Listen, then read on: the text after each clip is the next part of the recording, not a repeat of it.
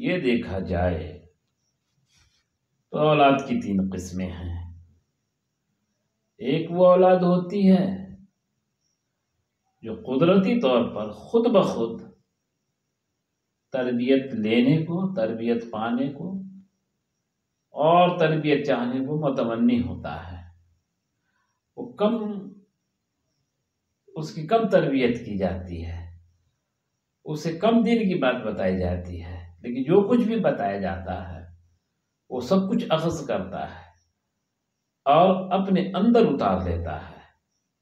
اگرچہ اس کے والدین اسے نہیں بھی بتاتے ہیں، تبھی بھی وہ سماج سے، ماحول سے، اچھے لوگوں سے، صحبت سے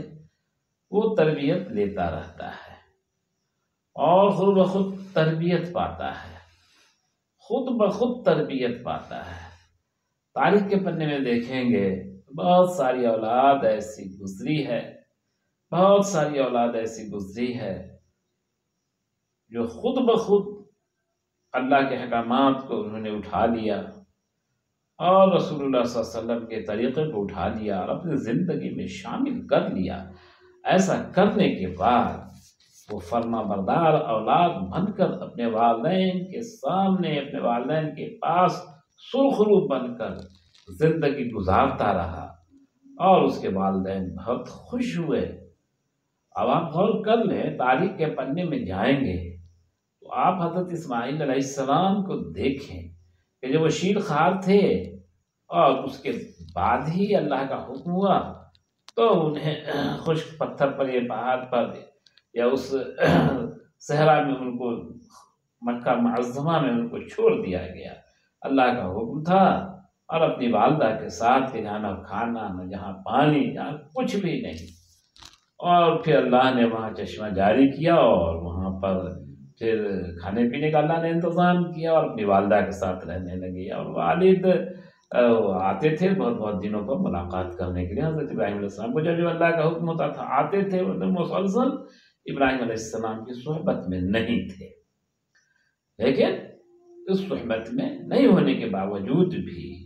جب اللہ کا حکم آیا کہ اپنی اس پیاری چیز کو قربان کر دیں، تو جیسے ہی اللہ کا حکم اپنی اولاد کو حضرت ابراہیم علیہ السلام نے اسماعیل علیہ السلام کو سنایا ہے تو اسماعیل علیہ السلام خود بخود تیار ہو گئے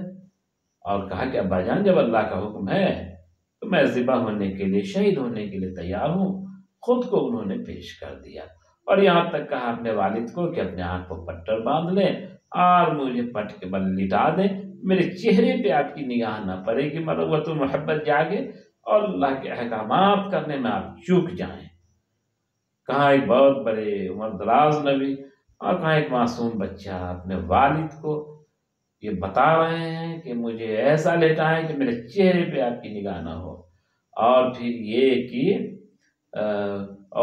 یہ کہ آنکھ کا پٹر باندھ لیں تاکہ میرا چہرہ آپ نہ دیکھ سکیں۔ یہ اتنی چھوٹی عمر کے صاحبزادے حضرت اسماعیل علیہ السلام نے اپنے والد سے کہا،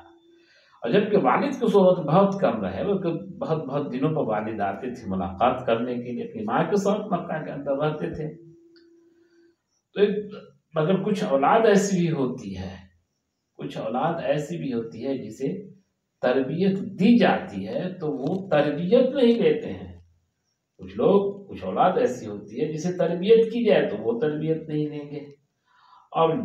تربیت تو لیا نہیں، دین لیا نہیں، ٹھیک اس کے مخالف رہیں گے اور اس کے مخالف کریں گے۔ ایسے لوگ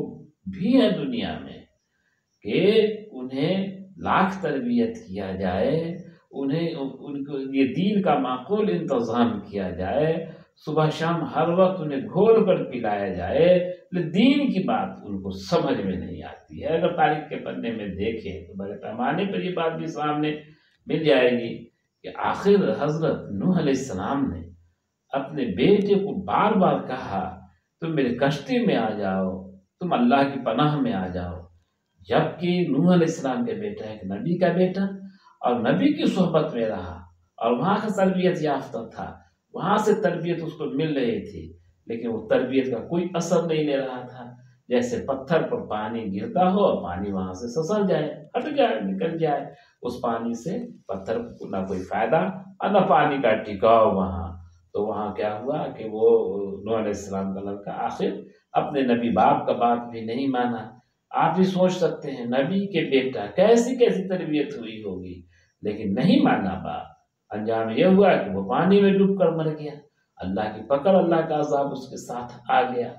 لیکن تیسری قسم یہ ہے اولاد کی تربیت کا جو عوام میں ہے، وہ زیادہ تر یہ ہے کہ جب تربیت کیا جاتا ہے، جب دائرہ اسلام میں رکھ کر پرورش کی جاتی ہے، جب اچھی باتوں کا نسخہ اسے دیا جاتا ہے، تو بے شک وہ ماحول سے، تربیت سے اور اچھائیوں سے متاثر ہو کر وہ اچھا بن جاتا ہے۔ اور اگر اسے ماحول نہیں دیا گیا، تربیت نہیں دی گئی اور اسے دائرہ اسلام میں نہیں لایا گیا، تو بے شک وہ برائی پر آمادہ ہوتا ہے اور وہ صراط المستقیم سے متنفع ہوتا ہے، اور وہ اللہ اور اس کے رسول کو پہچاننے سے قاصر ہوتا ہے۔ اس لیے ہمیں اس بات کی پرواہ نہیں کرنی چاہیے کہ تربیت سے ہمارے بچوں پر کیا اثر پڑے گا، کیونکہ گھر میں آپ 2 گھنٹہ 4 گھنٹہ تربیت دے رہے ہیں، باقی وقت تو باہر کے ماحول میں ہے، اور باہر کا سارا ماحول گندہ آلود ہے، زہر آلود ہے، برباد ماحول ہے۔ تو آپ 2 گھنٹہ تربیت کر رہے ہیں،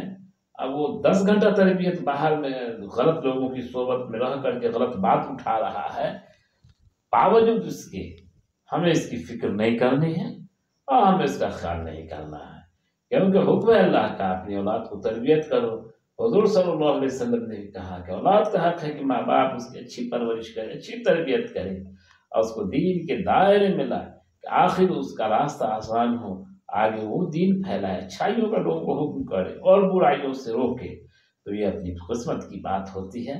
کہ جس کو جیسی اولاد مل جائے، لیکن اس بات کا پرواہ کرنے کے لیے وقت نہیں، اس بات کی پرواہ کرنے کے لیے حکم نہیں، اور اس بات پر غور و خوض کرنے کے لیے بھی موقع نہیں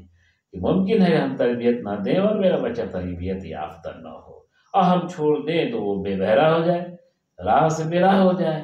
لہٰذا اس بات کا عزم رکھیں، اس بات کا ارادہ کریں، من میں سوچیں، اپنے دل رکھیں، اولاد کو اچھی سے اچھی تربیت کریں۔ کل اللہ رب العزت پوچھے گا، اللہ تعالیٰ خود جاننے والا ہے، وہ جان کر رہے گا کہ میں نے اپنے اولاد کی تربیت کی تھی، افسوس وہ اولاد راہ راست پر نہیں لائی، اس میں میرا کیا قصور، اس میں میرا کوئی قصور نہیں۔ اللہ یہ بھی دیکھے گا کہ اس نے اولاد کی تربیت نہیں کی اور بے راہ روی ہو گیا، جیسے حدیث شریف میں ہے کہ ایک عورت 4 مردوں کو جہنم میں لے جائے گی،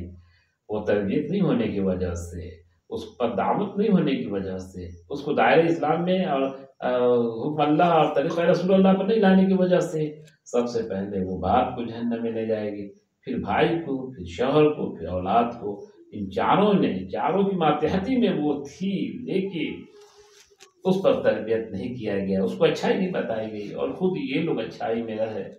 اور نیکی کا حکم پر نیکی کرتے رہے، لیکن ان کی نیکی انہیں کام نہ آئی، اور اللہ تعالیٰ چاروں کو گھسیٹ کر جہنم میں پھینکوائیں گے۔ لہٰذا یہ ہم پر فرض ہے اس بات کا کہ اپنی اولاد کو اچھی تربیت سے نوازیں۔ اس پر کیا اثرات ہوں گے یہ بعد میں سوچنے کی بات ہے۔